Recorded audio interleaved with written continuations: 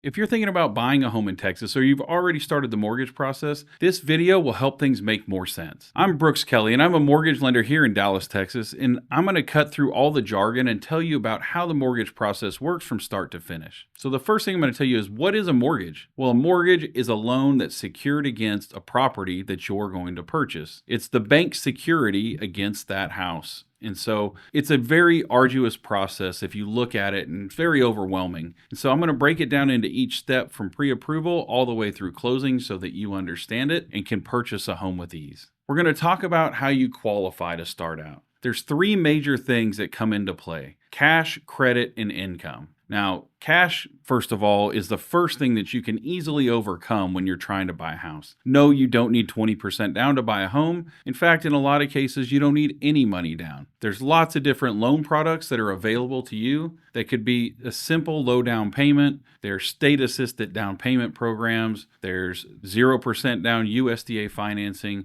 and there's all kinds of ways to make things work. So, first of all is cash, all right? So you have those options. You're going to need closing cost money too. And depending on how the market is in the home that you're offering on, there's the ability for sellers to pay closing costs. Now, we'll go into that in a later video, but for simple terms, you could purchase a home for little to no money out of pocket. So that's the one that's overcomeable fairly easy. The second is credit. Now, everything in America is based on credit these days. Credit is pulled through the three major credit bureaus. You have Experian, TransUnion, and Equifax. And when we do a mortgage credit report, we pull all three credit bureaus, and then we take the middle credit score. So if you're a 710, a 700, and a 690, then your qualifying score is a 700. Now, you've got to have credit, number one. There are mortgages that can be done without it, but in general terms, you have to have a credit score. Qualifying credit scores are different depending on which type of loan program you're working on. On conventional loans, they just removed the minimum credit score number from 620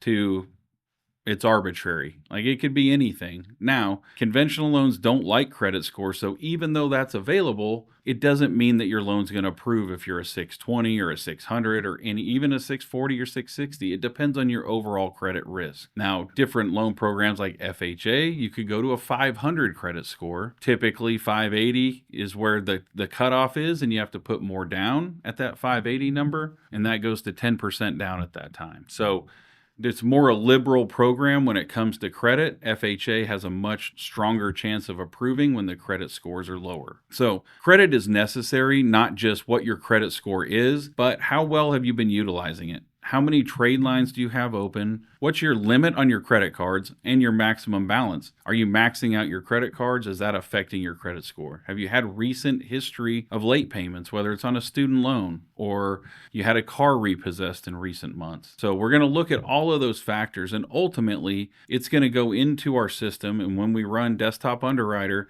it's going to tell us, is this acceptable or not? So even though you have a qualifying credit score does not mean that you're going to qualify. The third thing is income.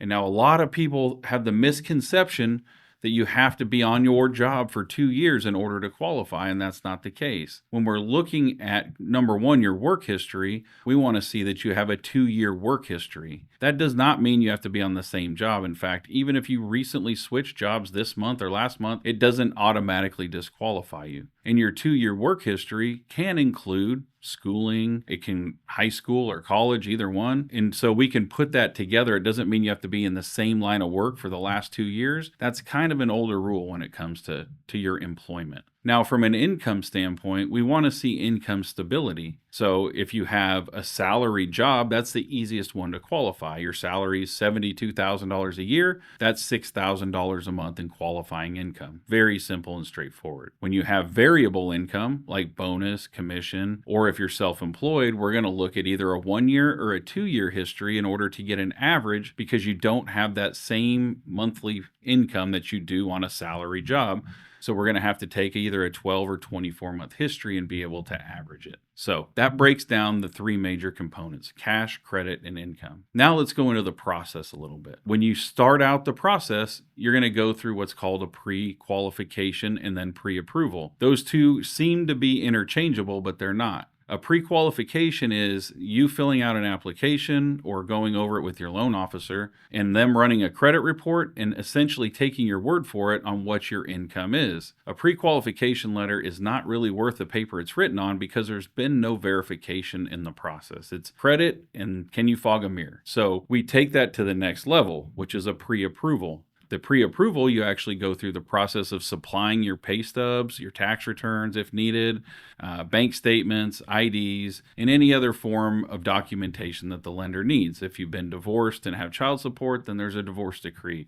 If you've been in the military, then we need some documentation in order to qualify you for the VA loan that you're looking for. So the lender will look at it specifically and say, okay, these are the documents we need. There's some fairly stock documents that come with it. If you're a W-2 salary employee, we need a W-2. We need 30 days of pay stubs. We need 1 or 2 months of bank statements. We need your driver's license and maybe a second form of ID, and then anything else that goes with it. So it's pretty simple and straightforward. Once you're pre-approved, your loan officer will look at everything, input the proper calculations for your income, input your assets, and then run your loan through either Desktop Underwriter or Loan Prospector. There's 2 different systems you run it through, and we either get an approval or a denial. Doesn't mean your loan's fully denied at that moment. It just means that what we put in the system is not going through at that time. So then we go back to work and we see, okay, why is this not working? And we may need to increase your assets, or you may need to get a cosigner. So we need to look at opportunities to have you purchase this home if you still want to move forward with different alternatives from there. So pretty straightforward. So now you're pre-approved. You're looking for homes and you put in an offer. You work with your lender and your real estate agent to properly structure the offer that meets your financial goals and needs. What's your cash out of pocket? What's your monthly payment? You want to make sure those things are congruent. You make an offer on the home with your agent. You may negotiate with the listing agent and then come to an agreement, and you're under contract at that point. Now, there's some steps in this that your real estate agent's going to walk you through, but first, especially in Texas, you have your option period, which is negotiated in the contract between 5 to 7 days typically. This allows you and gives you the unrestricted right to terminate your loan. It gives you the time to do inspections. It gives you time to just think about it and make sure this is what you want to do. But at the end of that option period, you have to decide, okay, are we moving forward or not? And you may have renegotiated some things in the contract at that point. And once you're done with that, then you move forward. During this option period, your lender will be working on your loan. You don't wait till the option period is over. You want to make sure that they have all the information they need. You talk about which structure of loan and which type of loan you're going to do. You verify your cash to close and what your monthly payments look like. And then you go into the next phase of that process. You sign the loan disclosures. Your lender starts to work on all of the documentation and putting it into the file for underwriting. Once you've negotiated that option period, we're going to order the appraisal. The appraisal is always ordered from the lender. It has to be done that way per regulations. The homeowner will pay for that appraisal up front, and then once that appraisal is ordered, it takes about 7 or so business days to come back. It can come back faster if you need it to, but typically is about 7 business days.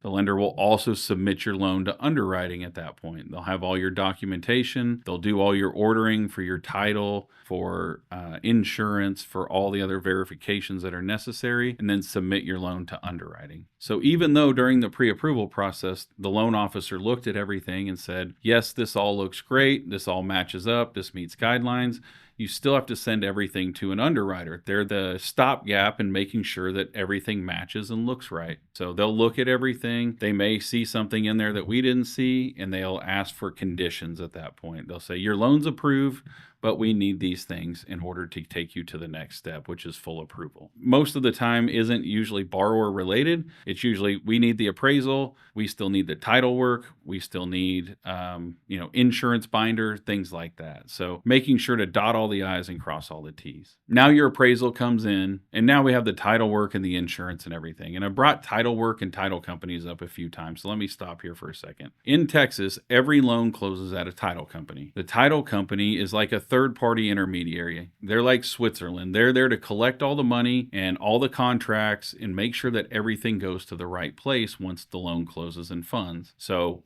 That's where you'll go to your closing. That's where you sign all your documents, is at the title company. They also issue title insurance. Title insurance protects you from anyone that says they have a lien or a judgment against that property from the date you buy it backwards. So it's saying that this home is free and clear. Nobody has any sort of lien or judgment against this property except for you, this new buyer, and the lender that puts a lien on it. So that title insurance covers you in case someone comes back later on and says they have any sort of judgment against that property. So all of that information comes in. You'll get a copy of the title work in the process. It's a lot of legal paperwork that you're going to be very overwhelmed by, but just know that the underwriter is looking at it to make sure that it meets all the guidelines necessary. So now we have everything. We're going to send it to the underwriter one more time. They're going to review it, double check it, make sure everything meets everything, and then they're going to sign off saying your loan is clear to close. So that's the time to celebrate. There's no more paperwork. There's no more anxiety. Like, you're good to go. All right? Super exciting, right?